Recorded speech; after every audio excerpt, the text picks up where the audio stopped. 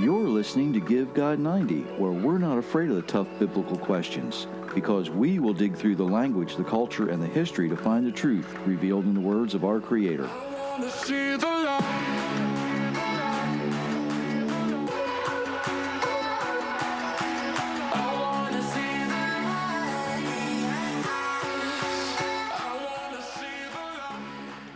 Welcome, everyone. Thank you for letting us be part of your day. My name is Sherry Mitchell, and sitting next to me, as usual, the recently repaired Myra. Hello, everyone. Getting better every day with her shoulder surgery recuperation. We are certainly glad of that.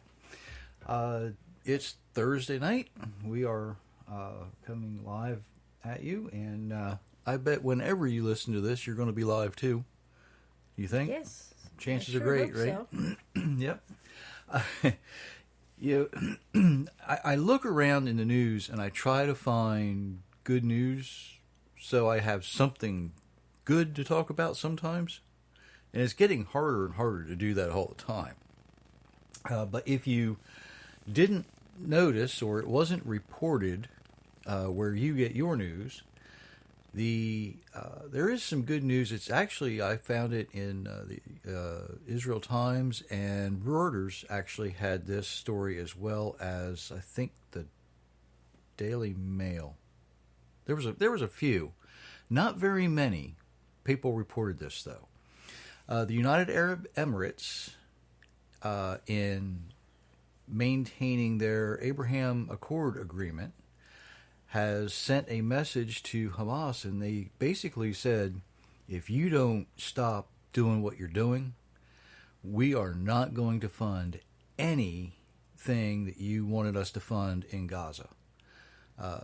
For the first time, openly, an Arab country is standing against Hamas and standing with Israel, and that is actually really good news. There's some very loud silence coming out of Saudi Arabia because they were actually part of that, brokering that arranged deal, the Abraham Accords, with Israel and the United Arab Emirates. So, things are working the way they're supposed to work, as long as you are looking for peaceful solutions in the Middle East. If you're not working for and looking for peaceful solutions in the Middle East, things are not looking so well for you right now, because, of course, we see more and more hostility growing, and it seems like the more the United Nations and all the anti-Semitic countries of the world have this growing call for peace, Hamas just continues, and the Palestinian people just continue to push more and more towards an escalation of violence. And the whole time, everybody's talking about how aggressive Israel's being. I watch some various news from sources around the world. Euronews last night had a story that said, now get this, Hamas fired 50 rockets into Israel. And Israel had the gall to kill over 2,000 Palestinian people. Now, if that's your only news source, you're going to think that's a little one-sided, aren't you? Of course, we know that, Hamas fired, by now, well over 3,000 rockets, a couple what they call suicide drones, one-way drones. These are basically remote-controlled airplanes that are large in size. They're packed with explosives, and the intent is to have them explode a target inside of Israel. I saw another story today where that didn't work so well for them. They actually landed one of those. It was either a rocket or a drone in an Arab town. So they're killing their own people. They're destroying themselves, which is not all bad. It's just they're taking innocent lives with them. So don't forget to continually keep those things in prayer and concentrate on them. But good news is really getting more and more difficult to find. It's you've got to hunt for it. Now you always get the heartwarming stories about the animals, or people helping people stories. You get some things out there that are kind of touchy-feely sort of stories. But to actually find good news now, you almost have to turn back to the pages of the Bible, don't you? And by the way, if you are listening live, you're more than welcome. Chat's open. We can see that. And, yes, I do need to mention that. And don't forget, if you if you're new to us, I should say, I'm doing about 3 things at one time here, and Myra's reminding me of a 4th. If you're new to us, don't forget you can go to givegod90.com, givegod90.com, see what's going on there. Check out our video page. You can also might consider purchasing a book or 2 or several. God's Universe, God's Rules, or Tradition to Truth, One Man's Search for Honest Answers. Either one of those is a good place to help you begin figuring out how to live the way your Creator designed you to live. All of those things being said, we're going to look at something tonight that we hear a lot about, but do we really understand what it means? And I've had conversations with people in the past who almost have a grasp. They come very, very close, but they miss an important part of this. When we think about the fear of the Lord, what is it? Do you really know? It's not like you're afraid of him, although, depending on how you're living, you might want to be. But it's also more than respect. It's also more than having, I've spoken with people who had abusive parents or abusive spouses, and, they're afraid of them. Right? Mm-hmm. They respect out of fear, out of being scared. But that's not what we're looking at. So let's start with a little bit of word definition. Hebrew actually has a few words that are translated as fear. And it's amazing. One word happens to be emah, and don't confuse that with the word for truth, emet. Okay, sounds similar, very different. The truth is emet. The word for terror or dread, even horror, would be emah. And it's kind of like when we use English words, but sometimes we have more than one word that can be translated into other languages as the same thing. But this one's a little different. There's also the word magor, and it is more of a terror, like having an abusive spouse or an abusive parent. You're afraid of them. And then you have the word pakad, which, is sometimes translated as fear, but usually translated as dread. You're really just not looking forward to it. A lot of people have this fear of the end times, right? That would be where this word would come in handy, pakad. you're dreading it. You want it to get there, but you don't want to go through what you got to go through to see it to the end. Did I say that? Okay, I said that right. So you have this situation where there's several different words for this, but the word we want to concentrate on tonight is yirah. Now, yirah typically is going to be associated when the Almighty is either speaking, being spoken about, being spoken to. That's normally when you see it. There are other occurrences, but why is that we see that? Well, here we go.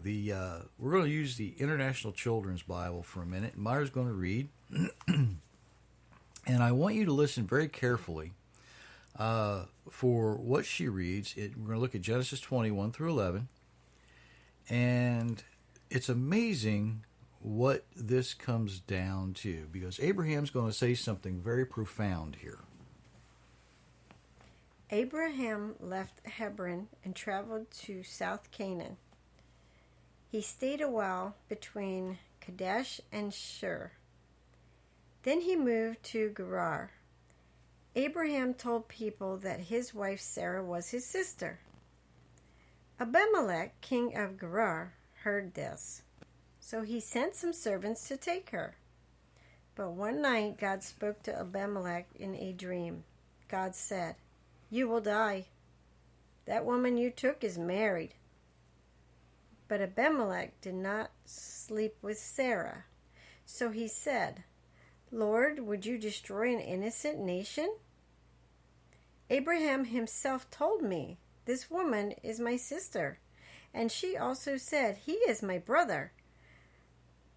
I am innocent. I did not know I was doing anything wrong." Then God said to Abimelech in the dream, "Yes, I know that you did not realize that you were doing what you were doing. So I did not allow you to sin against me. I did not allow you to sleep with her. Give Abraham his wife back. He is a prophet. He will pray for you, and you will not die. But if you do not give Sarah back, you will die, and all your family will surely die." So early the next morning, Abimelech called all his officers. He told them everything that had happened in the dream. They were very much afraid. Then Abimelech called Abraham to him. Abimelech said, "What have you done to us? What wrong did I do against you? Why did you bring this trouble to my kingdom? You should not have done these things to me. What were you thinking that caused you to do this?" Then Abraham answered, "I thought no one in this place respected God. I thought someone would kill me to get Sarah." Okay, so you did pretty good with those names there that time. What we see here, instead of the word fear that you're going to find in King James and some other translations, the editors for the International Children's Bible use respect. And what Abraham says, "I thought no one in this place respected God." And I will tell you that if you look that up in the original Hebrew language, the word God there is not El or Elohim. It is you're going to find the Tetragrammaton, the Yud He Vav He. To fear the Lord is to respect the Lord. Yes, it is. But if we actually break down the letters in Hebrew that make up the word Yirah, the Yud, the Resh, and the Aleph, those three simple letters give us the associated concept of worship the top or the first leader. That's what they would self-define as. When we think of Hebrew as a self-defining language, you look at the meaning of each letter in the word and how it's made up. And that's what it comes out to. It's the worship of the first leader. How about that? And of course, the first leader himself is going to be Yehovah, the Yud-Heh-Vav-Heh, the Tetragrammaton, name for the Almighty. So there's another time that the Almighty speaks to someone that we wouldn't expect him to be speaking to. You know, he spoke to Abimelech here, right? And what we see is not normally what we have the transcript of the conversation kind of that they had, right? That kind of takes people by surprise when they think about it. They don't think of the Almighty Creator speaking to somebody who they wouldn't consider to be righteous. But we're going to look at another passage, and this time it's really fun. In Genesis 21, as Meyer reads from verses 14 through 18, see what you can gather from this, and then we'll go over it a little bit more in detail. Early the next morning, Abraham took some food and a leather bag full of water. He gave them to Hagar and sent her away. Hagar carried these things and her son. She went and wandered in the desert of Beersheba. Later, all the water was gone from the bag. So Hagar put her son under a bush. Then she went away a short distance and sat down. Hagar thought, "My son will die.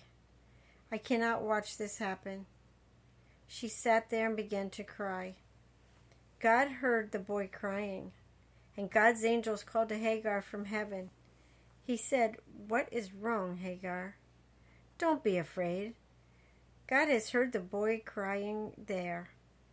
Help the boy up. Take him by the hand. I will make his descendants into a great nation." Now, we have a pretty good promise there for Ishmael, right? He's going to be a great nation. Of course, that happened. But don't be afraid. Don't be afraid. God has heard the boy crying. God hears Ishmael cry. And then he taps Gabriel on the shoulder and says, "Go comfort this person." Because of the use of the word Yirah, while a messenger for Yehovah is speaking, it's kind of, the context here, we have to get out of our English or whatever language you're speaking minds and go back into an active language, and it's saying, trust me, respect my word, you can count on it. You got to have some faith here, you got to trust. That's the implication of the use of that language right there. You see, we lose the true meaning of what's being said, and we ruin the lesson that we're to learn if we don't grasp the complete context of what's being spoken. When we allow any translation to rule above the original language, it doesn't matter what language it is, we lose the true meaning of what's being said, and we ruin the lesson.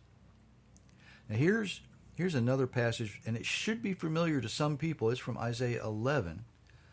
And this time, it is the King James, so see what you can pick up here.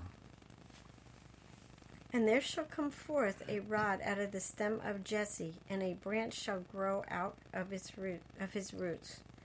And the Spirit of the Lord shall rest upon him, the Spirit of wisdom and understanding, the Spirit of counsel and might, the Spirit of knowledge and the fear of the Lord. And shall make him of quick understanding in the fear of the Lord. And he shall not judge after the sight of his eyes, neither reprove after the hearing of his ears. But with righteousness shall he judge the poor, and reprove with equity for the meek of the earth. And he shall smite the earth with the rod of his mouth, and with the breath of his lips shall he slay the wicked. Okay. So, the King James can be kind of hard to follow if you don't know what some of those words meant, about 400 years ago. But regardless, when we look at this, you could say that the Spirit of the Lord shall rest upon him, and the Spirit of wisdom, and the Spirit of understanding, and the Spirit of counsel, and the Spirit of might, the Spirit of knowledge, and the Spirit of the fear of the Lord.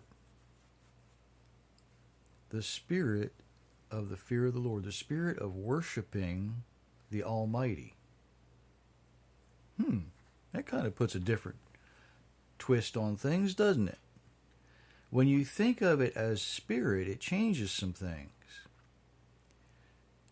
We can also think of it this way: respecting and fearing Yehovah comes from the knowledge of him. Not just knowing that God exists or admitting that there's a God, but actually getting to know him and getting to understand him. One could say it is quite impossible to respect the Almighty if you do nothing more than simply acknowledge his existence. Remember, James said that the demons believe and they are terrified. Right? Why? Because all they do is acknowledge. They know God exists. They know that the Almighty is there, but they also know they have no respect for him. They don't fear him, and therefore they are terrified of him. They are not yirah. They're not worshiping and respectfully, graciously accepting his authority. Instead, the demons are more magor, right? They're terrified, right? Because they know what's going to happen to them.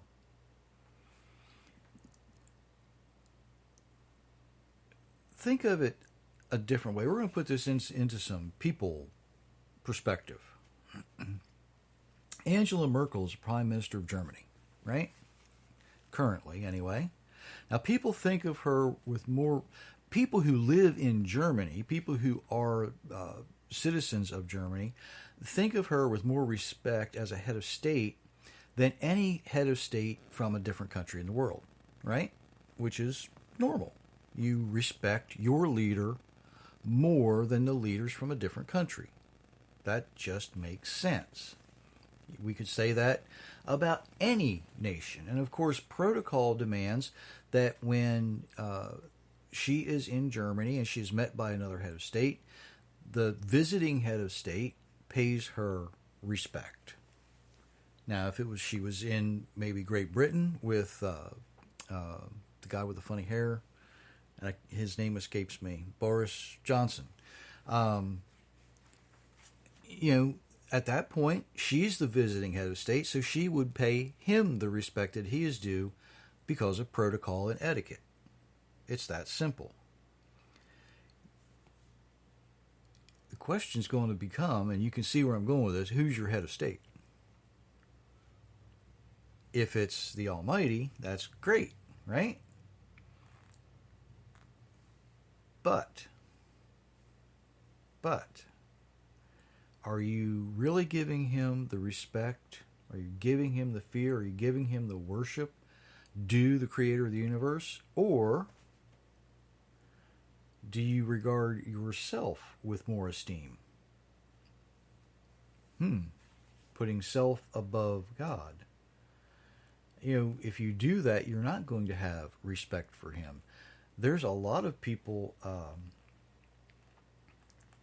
that have problems with respecting certain heads of state around the world right now, right?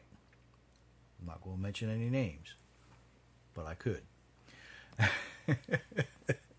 I'm being good today, kind of, sort of. Anyway, with so many people who hold themselves above the Creator, they're foolish enough to think they know more about the way they should live than the one who designed them to live a certain way. Really knowing the Almighty is more than simply saying, I believe. Getting to understand and communicate with Him, just like Abraham, just like Adam, just like Moses. Okay? And you know, I got to say this, because this is, if you haven't seen the musical Fiddler on the Roof, you might not understand this. But communicating with the Almighty, whether you're communicating with Him like Moses or Abraham, or like Tevye from Fiddler on the Roof, you know, Tevye was consistently speaking with the Almighty. He didn't always get an answer, but he made sure that the Almighty understood where he was coming from, right? He was pouring out his heart and his soul to, you know, all his troubles and all his concerns, all his questions. That's communication. Do you think Tevye understood who his Creator is? Of course, you know, that's one of the greatest steps you can take in respecting someone is communication. Now, if you're looking for some help with this, of course, Give God 90 can help. You know, small steps you can do every day that will not only help you live the way you're designed to live, but it will also help overcome some problems that some people have. You know, we are supposed to hold ourselves accountable to Scripture. We don't hold Scripture accountable to make it comfortable for us. Right? You know, we don't hold because we think something. You know, I know people that come up with a thought and they'll go digging through the Bible hoping to find some confirmation that what they thought is right. And when they can't find it, they're like, "Ooh, I'm going to think this anyway." Right? I can't really find it in the Bible, but I believe. Yep, I've heard people say that. It's really not in the Bible, but we believe. Well, if you believe it and it's not in the Bible, why do you believe it? You've heard me say that over and over and over.